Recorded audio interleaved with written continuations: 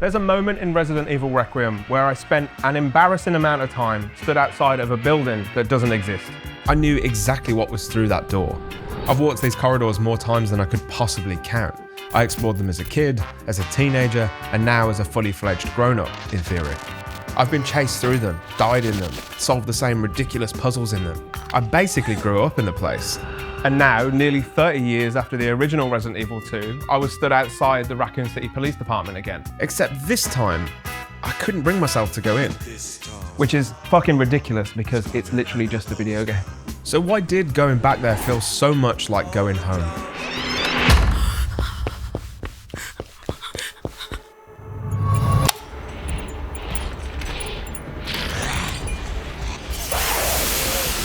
It's taken me a long time to get around to playing Resident Evil Requiem, and I don't know why. On paper, it should have been a day one playthrough, shouldn't it? I'm the horror guy. I talk about Resident Evil all the time. I've basically been playing it my entire life. I was lucky enough to go to a creator event for the launch down in London. I tested it early. I yapped with tons of people about it. Man, I even solved puzzles based on it for free themed cocktails. I had somehow done everything involving Resident Evil Requiem except sit down and play Resident Evil Requiem. Even Leon Kennedy himself personally told me to play the fucking game.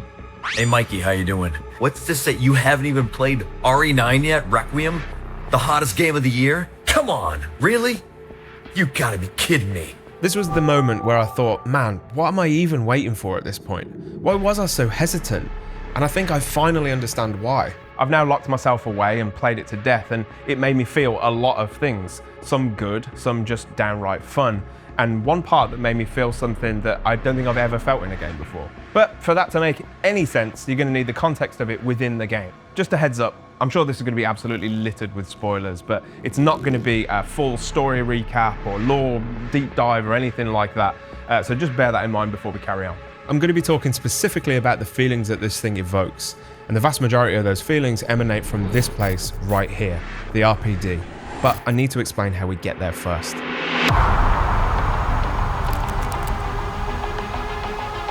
Around the midpoint of the game, you'll find yourself somewhere that means a hell of a lot to me, and probably to you too. The Raccoon City Police Department. It was this exact moment where I felt that hesitation that I mentioned earlier beginning to creep in, and I couldn't understand why. I even subconsciously felt like I procrastinated here by getting nice B-roll shots of the exterior instead of just biting the bullet and walking in there. Can't believe it's still standing. To me, it felt like visiting the town that you grew up in, or visiting an old family home, or going to the school that you went to as a kid. It's this place that you've got this intrinsic link to, which is mad because it literally isn't real. I know every inch of that building like the back of my hand. And I know it might sound crazy, but I had all of these questions flying around my head before I went in. Will it still feel like the place I remember? Will this new version mess with the one I got preserved in my head? What if I don't feel any kind of way about it at all? But after just waiting outside for a while, I finally decided to put all of that to one side and walk in there. And then the music started. The track playing in the background is called Memories. It's a remix of the front hall music from the original Resident Evil 2. From the second I walked in, I literally felt my chest fill up. Like I'm not about to cry or anything, but it was a rush of emotion that I don't think I've ever felt in a game before. Like how dare you make me feel feelings? What do you mean? And then I wondered, why did this moment have such an impact on me? Because the RPD is just a place in a video game. But almost 30 years have passed since I first walked through these halls, and a lot's changed in that time. Leon's changed. Man, I've changed. And when you look at Requiem as a whole, change is something the game seems really keen to point out, because Leon isn't the only person who grows over the course of the story. Don't shoot! I'm a human!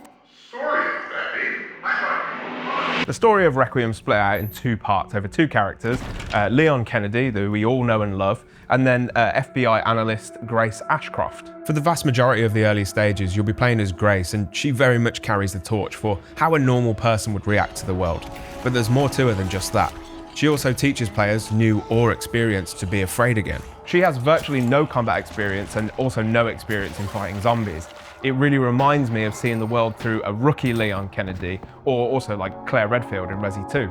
This means that when she does encounter a threat, she's pretty useless. She's also stammering constantly, which annoyed the piss out of me at first, but it does make sense by the end of the game, so I can forgive how heavy-handed it felt at first. If he were She's sent to investigate a string of murders at the Wrenwood Hotel. After getting her first exposure to this John Cena-looking policeman turning into a zombie, she gets abducted by this big, ugly zombie Sam Fisher called Victor Gideon and taken to the Rhodes Hill Care Centre. The vast majority of the early parts of the game feel a lot like Resi 7 or Village. They revolve around these hub world moments that Resident Evil has always done brilliantly. Excuse me, is that the exit door to this place? Yeah, but you need these 3 jewels to get out. That's a really inconvenient mechanism for an exit door. All right, well, where are they? In one place, presumably? No, they're actually scattered around the place and you need to solve some really obscure puzzles to get them. Okay, nothing too complicated, I hope. Nah, you should be good. Can you read Braille? Can I read fucking what? From here, you get exposed to all kinds of freaks, and none of them behave as you've come to expect based on your past experience with Resi. Capcom mentioned in some dev Q&A sessions with PlayStation that fear becomes weaker when enemies become predictable, which is why Requiem zombies do something clever to make these sections a lot more intense and a lot more survival horror. Zombies can now retain fragments of their former human selves. A cleaner continues to clean in a bathroom, a former singer continues to sing in a ball gown, and this dude, who was apparently super obsessed with light switches, is still super obsessed with light switches. Also, the old Crimson Head mechanic's back again, this time with blister heads. If you take a zombie down without destroying its head, it will transform into something way more powerful, and its head will bubble up into a blister. It's vile. It's kind of like the bubblehead nurses from Silent Hill 2 if your main character design element is a head full of gurgling slop.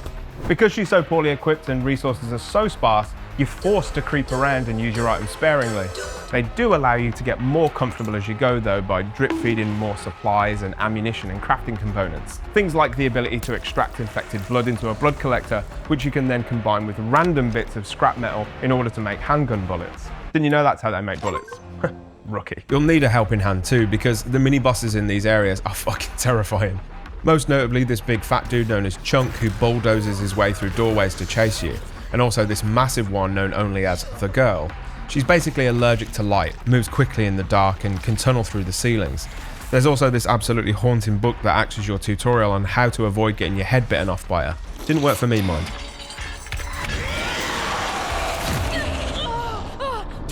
I compared Grace to a young Claire or Leon earlier on, but she's actually the perfect reminder for where our own journey as the player began as well. Fear. No one was a pro when they first saw this scene in Resident Evil 1, and no one was a pro when they saw this scene in the second game. But none of it would hit you as hard if you were just scared the entire time. That would be bloody exhausting. The fun comes as you learn to deal with it, but it's not always that easy. But do you know what is easy? Getting some control over your cybersecurity with the sponsor of today's video, NordVPN. Hi, I'm Mikey Lee, and you might recognize me from the YouTube channel Mikey Lee. And as you can probably tell from my very sophisticated setup back there, I'm super interested in cybersecurity. I have no idea what any of these screens do, but thankfully, NordVPN does. NordVPN now combines its VPN with a privacy-first, next-gen antivirus that can help catch threats earlier, flagging scam, phishing websites, blocking dangerous sites, and scanning files for malware while they're downloading. And you still get the VPN that Nord's known for, helping keep your internet traffic private and encrypted, particularly useful when you're traveling or just using like a public Wi-Fi. So you've got the VPN, the scam and phishing protection, malware scanning, tracker and ad blocking, and more, all in one app. That's what Nord means when they call it their all-in-one digital security app. You can protect up to 10 devices on the same account, and Nord also gives you a 30-day money-back guarantee. Now, I've never spoken about this before because I have literally no idea why it would have ever come up, but as someone who worked in IT and security for about 10 years before starting this channel, this stuff really means a lot to me. So collaborating with such a trusted partner in NordVPN is amazing, to be honest with you. So go ahead, upgrade your online protection with an all-in-one security app today by heading to nordvpn.com/Mikey Lee to get your exclusive offer. That is nordvpn.com/Mikey Lee. It's in the description, it's in the pinned comment, just go and do it. Right, that is all sorted. Wait, I think I've got bigger problems here. Guy's a maniac. Why'd he bite me? By the time you switch over to Leon, whose story runs parallel to Grace's, you're basically begging for a break in the tension. By default, her sections are played out in first person, which makes everything feel more claustrophobic and immediate. Leon's are played out in third person, and while they do still have moments of tension, you feel more like Kratos in God of War than you do Leon Kennedy, especially because he comes equipped with a hatchet now. It might be the best a Resident Evil protagonist has ever felt, in my opinion anyway. He's got the physical presence of a man who looks like he could deadlift a Nissan Micra. He's agile while still being powerful, well equipped, has a massive inventory, he's even accurate with a variety of weapons, and that hatchet is a revelation. With Grace you walk into rooms just praying you'll survive them. With Leon you enter wondering how creative you can get with your killing spree. The change in perspective feels like the game handed you back all of the things you've learned over the past couple of decades too. Positioning, crowd control, confidence in managing resources, recognising enemy animations, knowing when to fight and when to move. He feels like the physical manifestation of an experienced Resident Evil Chad gamer. That said, along with the 30 pounds of lean muscle mass, and I'm pretty sure he's juicing because those doubts are a bit too capped for a man of his age whose diet consists only of eating herbs and first aid sprays, he's also carrying around 30 years of baggage as well. Loss, sacrifice, and people he couldn't save. Fighting alongside Leon also changes Grace. From someone who's simply trying to survive to ultimately having enough minerals to stand up to the game's main villains later on. All of a sudden, she isn't this stuttering, helpless side character anymore. She builds this ability to stand up against the villain of the story, ready to sacrifice herself if needed. Alongside Grace, you, as the player, go through the same development. Whether you're a long-time Resi player who watched Leon develop into the veteran he is in Requiem, got introduced to the franchise through Ethan I'll do anything to save my family winters, or a bona fide first-time player. By the end of the game, you become a stronger and braver version of yourself. And for some of us, that development started with an unfortunate visit to the RPD on September 30th, 1998.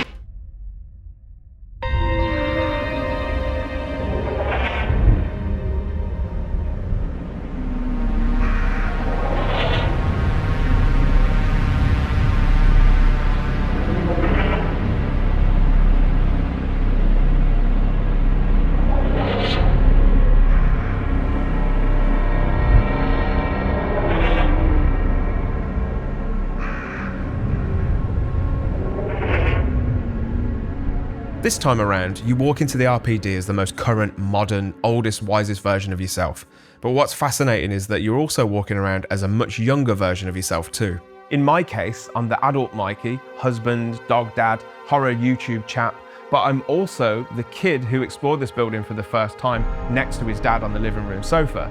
The kid who played the Resident Evil 2 demo at a friend's sleepover and got so scared that we hurled the disc out the bedroom window into his parents' conifers. Both of those versions of me are standing in the same building, and having those two timelines collapse into each other in one space is fucking weird, which is probably why I spent so long bumbling around the place. I probably sound like a nut job, but if making YouTube videos has taught me one thing, it is that I have never had a unique experience in my entire life. If Requiem did this to you as well, please tell me in the comments or come into my Discord server and tell me there. I just need confirmation that I haven't finally lost a grip on reality. Existential crisis aside, the longer I walked around, the more I realised that everything seemed to fall into two different categories: what was destroyed and what was left. You'd think it'd be the destruction that's the most interesting thing, wouldn't you?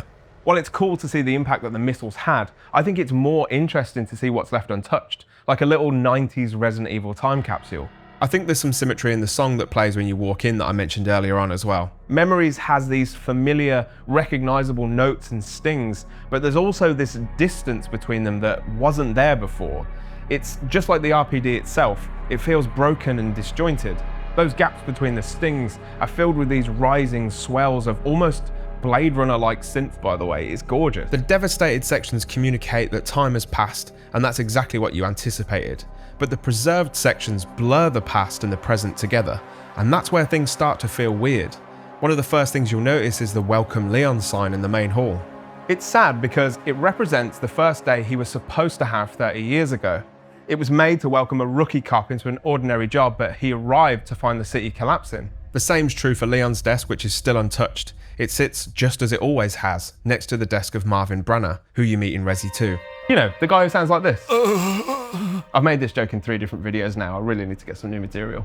Although Leon does something quite moving here. Hey, Lieutenant Brenner. Kennedy.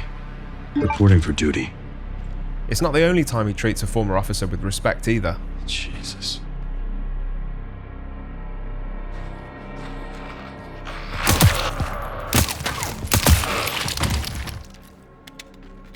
Rest easy, officer. As you're mooching around the art museum turned police station turned bomb site, it starts to feel like an archive of all of the people that passed through it. Nowhere is that more telling than when you look in this drawer that has nothing in it. At least, that's how it appears at first. What magically appears out of thin air is a library card for a book called Medicinal Benefits of Herbs, checked out by a few different people, the last of which being one Albert Wesker. Once you've read this note, you can find the book in the library with a photo of another recurring member of the cast, Rebecca Chambers, but on the back is a clue to a briefcase puzzle elsewhere in the station. And within that case lies a gun charm in the shape of Wesker's glasses. You love to see it. There's a nice connection to the original games here where you're being rewarded for inspecting seemingly irrelevant objects. This little side quest lets you engage with the old RPD in the same curious, slightly obsessive way you originally explored it. You know, just like how you used to spam the action button and slide your character along a bookcase, filing cabinet or suspiciously textured wall, hoping to find something useful. Capcom lets you explore almost entirely without the threat of enemies. I think there are like 2 zombies in total. It's one of the few places in the entirety of the game where you're afforded some mental space, and it genuinely felt like someone turned my childhood into a scavenger hunt, which is exactly what they did at one point because Barry Burton, you know, this guy, Jill Sandwich, had created a scavenger hunt for the STARS team. You find a couple of clues in the STARS office, one of which is in Chris Redfield's jacket. They lead you to a key which opens a locker in the office that Leon's desk's in. Inside it is a treasure trove of nostalgia hits alongside a pretty useful charm. There are 2 tickets to the Raccoon City Zoo featured in Resident Evil Outbreak, but at the bottom of the locker you'll see this. A miscellaneous games console that's definitely not a placeholder item to avoid any copyright infringement. Around it are cases for Mega Man 8, Street Fighter Alpha 2, and even a copy of the original Resident Evil. There's also a copy of Resident Evil 2. Actually, no, wait, that's mine. How did that get in there? The whole thing feels like being rewarded for caring about the rest of the series and the wider Capcom library. When you've gone from sections as Grace that force you to feel inexperienced again, the RPD lets decades of accumulated knowledge become not only useful, but fun as well. And just in case I was taking this homecoming a little too seriously, I started hearing fucking tofu bouncing around outside. What an insane nod to such a niche reference. You're standing inside the remains of a city obliterated by missiles, processing childhood memories and the passage of time, while a fucking massive block of sentient tofu boings around outside. The section ends with a mental boss fight against a tyrant, and even he's gotten a bit older over the years. But unlike Leon or you as the player, he hasn't gotten any wiser. Well, maybe a little. At the start of the video, I asked myself why I was so hesitant to play Requiem. And for ages, I just gave myself loads of practical excuses. I had other games that I was playing for videos. I was too busy.